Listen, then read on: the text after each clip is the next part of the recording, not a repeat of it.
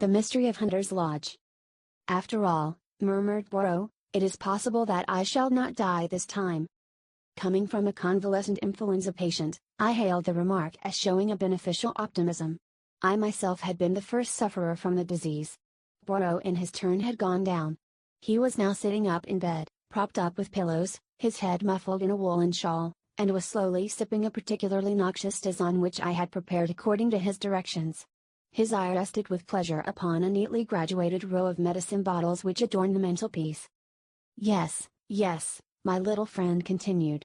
Once more shall I be myself again, the great Hercule Poirot, the terror of evildoers. Figure to yourself, mon ami, that I have a little paragraph to myself in society gossip. But yes. Here it is. Go it, criminals, all out.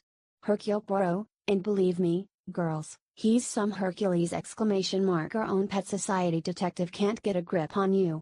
'Cause why? 'Cause he's got law grip himself. I laughed. Good for you, Poirot. You are becoming quite a public character. And fortunately you haven't missed anything of particular interest during this time. That is true. The few cases I have had to decline did not fill me with any regret. Our landlady stuck her head in at the door. There's a gentleman downstairs. Says he must see Monsieur Poirot or you, Captain. Seeing as he was in a great to-do, and with all that quite the gentleman, I brought up his card. She handed me the bit of pasteboard. Mr. Roger Havering, I read. Poirot motioned with his head towards the bookcase, and I obediently pulled forth Who's Who? Poirot took it from me and scanned the pages rapidly. Second son of 5th Baron Windsor. Married 1913 Zoe, 4th daughter of William Crabbe. H.M. I said. I rather fancy that's the girl who used to act at the Frivolity, only she called herself Zoe Carisbrooke. I remember she married some young man about town just before the war. Would it interest you, Hastings, to go down and hear what our visitor's particular little trouble is? Make him all my excuses. Roger Havering was a man of about 40, well set up and of smart appearance. His face, however, was haggard, and he was evidently laboring under great agitation. Captain Hastings? You are Monsieur Poirot's partner, I understand. It is imperative that he should come with me to Derbyshire today. I'm afraid that's impossible, I replied. Poirot is ill in bed, influenza. His face fell. Dear me, that is a great blow to me. The matter on which you want to consult him is serious. My God, yes. My uncle, the best friend I have in the world, was foully murdered last night. Here in London? No, in Derbyshire. I was in town and received a telegram from my wife this morning. Immediately upon its receipt I determined to come round and beg Monsieur Poirot to undertake the case. If you will excuse me a minute, I said, struck by a sudden idea. I rushed upstairs, and in a few brief words acquainted Poirot with the situation. He took any further words out of my mouth. I see. I see. You want to go yourself, is it not so? Well, why not? You should know my methods by now. All I ask is that you should report to me fully every day, and follow implicitly any instructions I may wire you. To this I willingly agreed.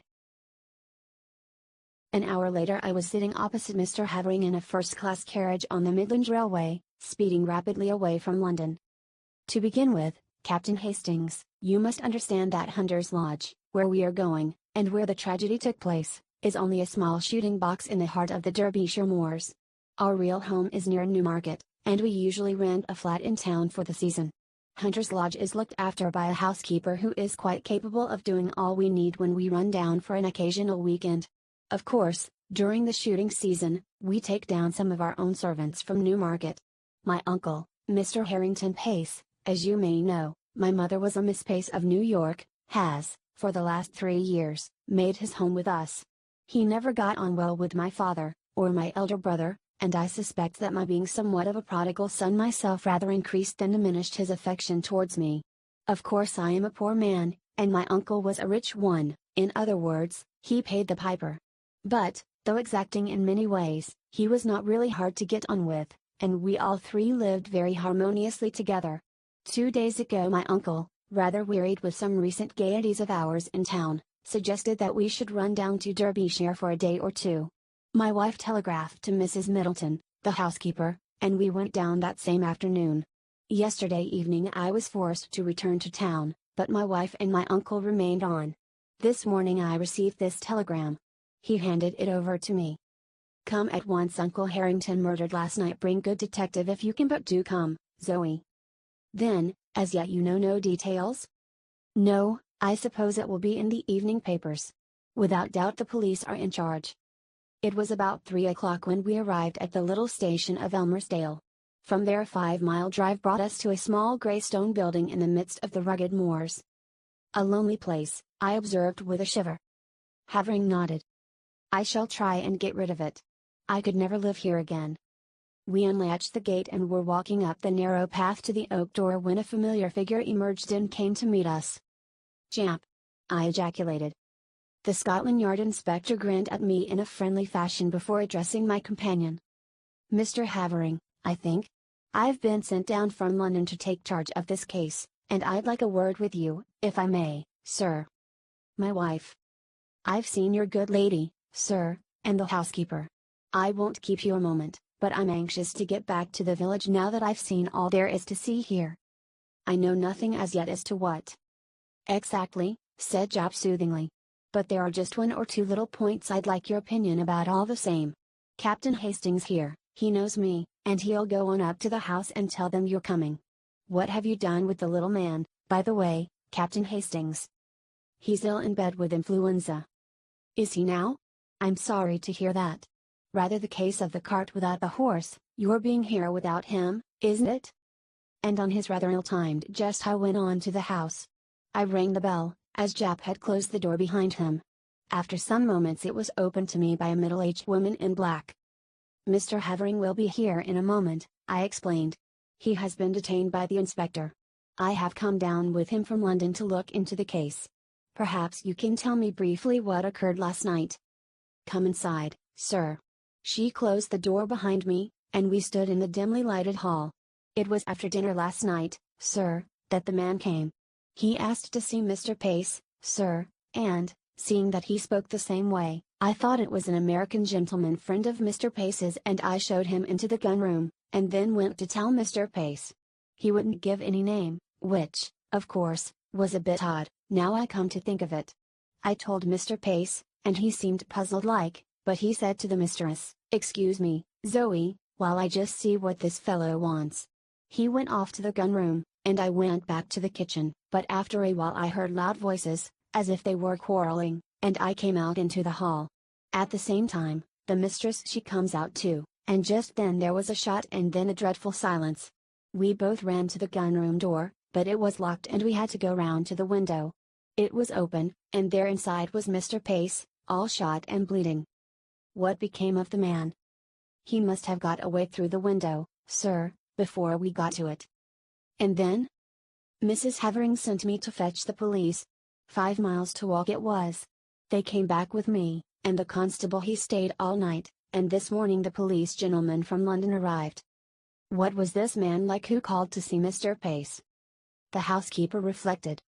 He had a black beard, sir, and was about middle-aged, and had on a light overcoat. Beyond the fact that he spoke like an American I didn't notice much about him. I see.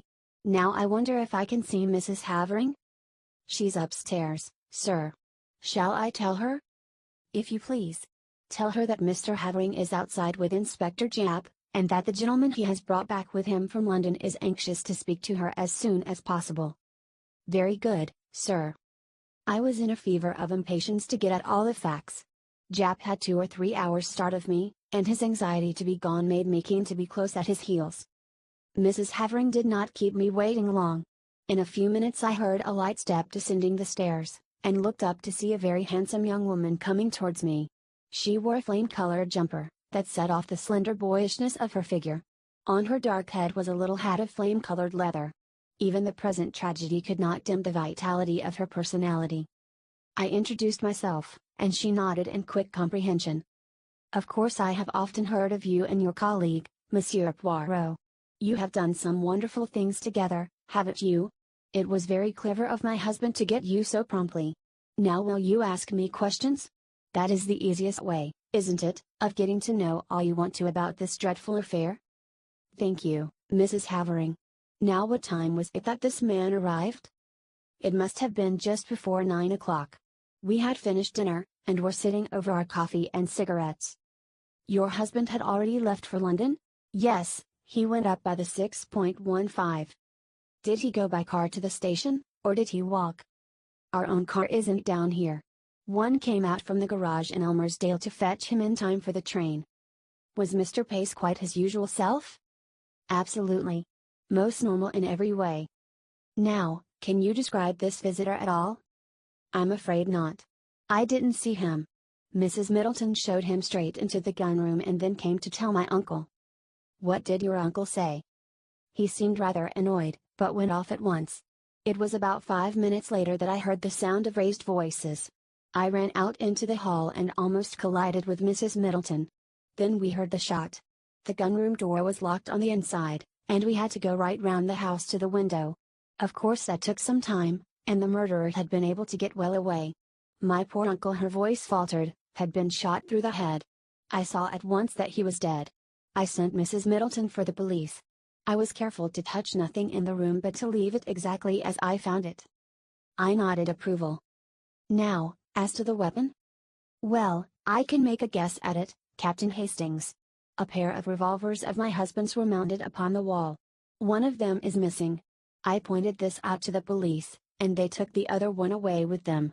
When they have extracted the bullet, I suppose they will know for certain. May I go to the gun room? Certainly. The police have finished with it. But the body has been removed.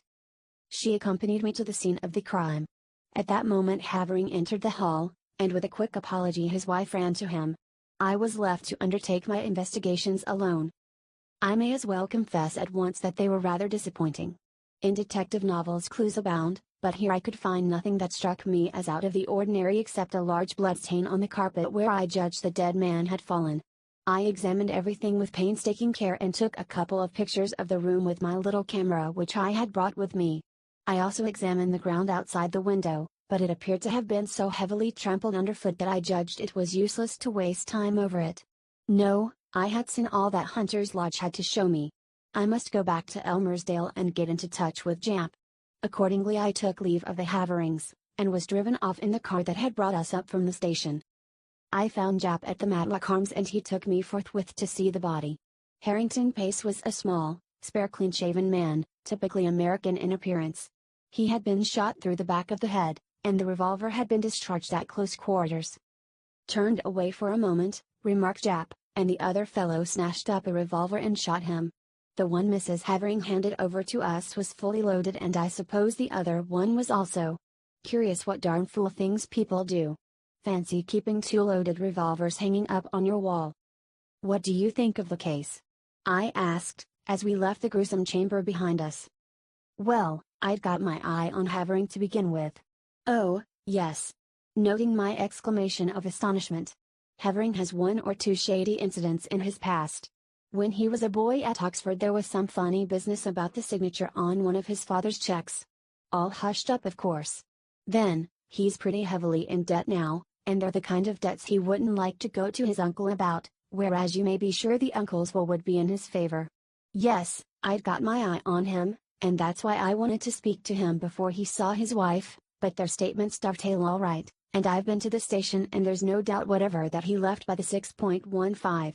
That gets up to London about 10.30. He went straight to his club, he says, and if that's confirmed all right, why, he couldn't have been shooting his uncle here at 9 o'clock in a black beard. Ah, yes, I was going to ask you what you thought about that beard? Jap winked. I think it grew pretty fast, grew in the 5 miles from Elmersdale to Hunter's Lodge. Americans that I've met are mostly clean-shaven. Yes, it's amongst Mr. Pace's American associates that we'll have to look for the murderer. I questioned the housekeeper first, and then her mistress, and their stories agree all right, but I'm sorry Mrs. Havering didn't get a look at the fellow. She's a smart woman, and she might have noticed something that would set us on the track. I sat down and wrote a minute and lengthy account to Poirot. I was able to add various further items of information before I posted the letter. The bullet had been extracted and was proved to have been fired from a revolver identical with the one held by the police. Furthermore, Mr. Havering's movements on the night in question had been checked and verified, and it was proved beyond doubt that he had actually arrived in London by the train in question. And, thirdly, a sensational development had occurred. A city gentleman, living at Ealing, on crossing Haven Green to get to the district railway station that morning, had observed a brown paper parcel stuck between the railings. Opening it, he found that it contained a revolver. He handed the parcel over to the local police station, and before night it was proved to be the one we were in search of, the fellow to that given us by Mrs. Havering. One bullet had been fired from it. All this I added to my report. A wire from Poirot arrived whilst I was at breakfast the following morning. Of course black-bearded man was not Havering, only you or Jap would have such an idea. Wire me description of housekeeper and what clothes she wore this morning. Same of Mrs. Havering. Do not waste time taking photographs of interiors, they are underexposed and not in the least artistic. It seemed to me that Poirot's style was unnecessarily facetious. I also fancied he was a shade jealous of my position on the spot with full facilities for handling the case. His request for a description of the clothes worn by the two women appeared to me to be simply ridiculous, but I complied as well as I, a mere man, was able to. At 11 a reply wire came from Poirot. Advise Jap arrest housekeeper before it is too late. Dumbfounded, I took the wire to Jap. He swore softly under his breath. He's the goods, Monsieur Poirot. If he says so, there's something in it. And I hardly noticed the woman. I don't know that I can go so far as arresting her, but I'll have her watched. We'll go up right away, and take another look at her. But it was too late. Mrs. Middleton, that quiet middle-aged woman, who had appeared so normal and respectable, had vanished into thin air. Her box had been left behind. It contained only ordinary wearing apparel. There was no clue in it to her identity, or as to her whereabouts. From Mrs. Havering we elicited all the facts we could. I engaged her about 3 weeks ago when Mrs. Emery, our former housekeeper, left. She came to me from Mrs. Selborne's agency in Mount Street, a very well-known place. I get all my servants from there. They sent several women to see me, but this Mrs. Middleton seemed much the nicest, and had splendid references. I engaged her on the spot, and notified the agency of the fact. I can't believe that there was anything wrong with her. She was such a nice quiet woman. The thing was certainly a mystery. Whilst it was clear that the woman herself could not have committed the crime, since at the moment the shot was fired Mrs. Havering was with her in the hall, nevertheless she must have some connection with the murder, or why should she suddenly take to her heels and bolt? I wired the latest development to Poirot and suggested returning to London and making inquiries at Selborne's agency. Poirot's reply was prompt. Useless to inquire at agency, they will never have heard of her. Find out what vehicle took her up to Hunter's Lodge when she first arrived there. Though mystified, I was obedient. The means of transport in Elmersdale were limited. The local garage had 2 battered Ford cars, and there were 2 station flys. None of these had been requisitioned on the date in question.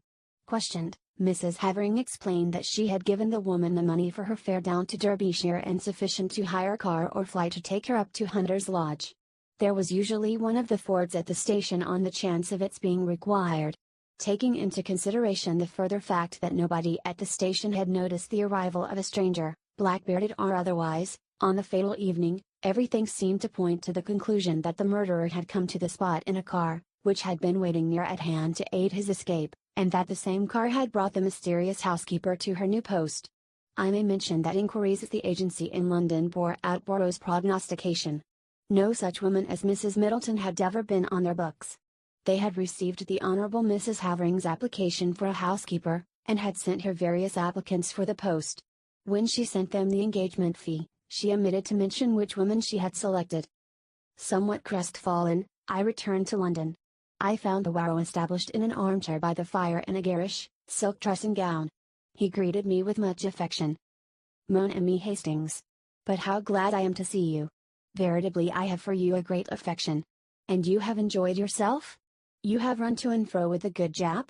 You have interrogated and investigated to your heart's content? Poirot, I cried, the thing's a dark mystery. It will never be solved. It is true that we are not likely to cover ourselves with glory over it. No, indeed. It's a hard nut to crack. Oh, as far as that goes, I am very good at cracking the nuts. A veritable squirrel. It is not that which embarrasses me. I know well enough who killed Mr. Harrington Pace. You know? How did you find out? Your illuminating answers to my wires supplied me with the truth. See here, Hastings, let us examine the facts methodically and in order. Mr. Harrington Pace is a man with a considerable fortune which at his death will doubtless pass to his nephew. Point number 1. His nephew is known to be desperately hard up. Point number 2. His nephew is also known to be, shall we say, a man of rather loose moral fiber? Point number 3. But Roger Havering is proved to have journeyed straight up to London. Precisement, and therefore, as Mr. Havering left Elmersdale at 6:15, and since Mr. Pace cannot have been killed before he left, or the doctor would have spotted the time of the crime as being given wrongly when he examined the body, we conclude quite rightly, that Mr. Havering did not shoot his uncle. But there is a Mrs. Havering, Hastings. Impossible. The housekeeper was with her when the shot was fired. Ah, yes, the housekeeper. But she has disappeared. She will be found. I think not. There is something peculiarly elusive about that housekeeper, don't you think so, Hastings? It struck me at once. She played her part, I suppose, and then got out in the nick of time. And what was her part? Well, presumably to admit her confederate, the black-bearded man. Oh, no, that was not her part. Her part was what you have just mentioned, to provide an alibi for Mrs. Havering at the moment the shot was fired. And no one will ever find her, mon ami, because she does not exist. There's no sick person, as your so great Shakespeare says. It was Dickens, I murmured, unable to suppress a smile. But what do you mean, Poirot? I mean that Zoe Havering was an actress before her marriage, that you and Japp only saw the housekeeper in a dark hall, a dim middle-aged figure in black with a faint subdued voice, and finally that neither you nor Japp, nor the local police whom the housekeeper fetched, ever saw Mrs. Middleton and her mistress at one and the same time. It was child's play for that clever and daring woman. On the pretext of summoning her mistress, she runs upstairs, slips on a bright jumper and a hat with black curls attached which she jams down over the great transformation. A few deft touches, and the makeup is removed, a slight dusting of rouge, and the brilliant Zoe Havering comes down with her clear ringing voice. Nobody looks particularly at the housekeeper. Why should they? There is nothing to connect her with the crime. She, too, has an alibi. But the revolver that was found at Ealing? Mrs. Havering could not have placed it there? No, that was Roger Havering's job, but it was a mistake on their part. It put me on the right track. A man who has committed a murder with a revolver which he found on the spot would fling it away at once, he would not carry it up to London with him. No, the motive was clear. The criminals wished to focus the interest of the police on a spot far removed from Derbyshire. They were anxious to get the police away as soon as possible from the vicinity of Hunter's Lodge.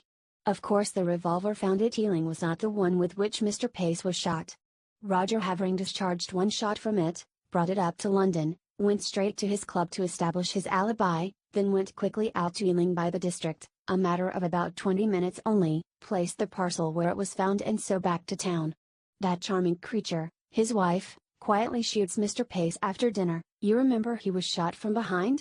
Another significant point, that exclamation mark reloads the revolver and puts it back in its place, and then starts off with her desperate little comedy. It's incredible, I murmured, fascinated, and yet it is true. Bien sûr, my friend, it is true. But to bring that precious pair to justice, that is another matter. Well, Japp must do what he can. I have written him fully, but I very much fear, Hastings, that we shall be obliged to leave them to fate, or le bon Dieu, whichever you prefer. The wicked flourish like a green bay tree, I reminded him. But at a price, Hastings, always at a price, croyez-moi. Poirot's forebodings were confirmed. Japp, though convinced of the truth of his theory, was unable to get together the necessary evidence to ensure a conviction. Mr. Pace's huge fortune passed into the hands of his murderers.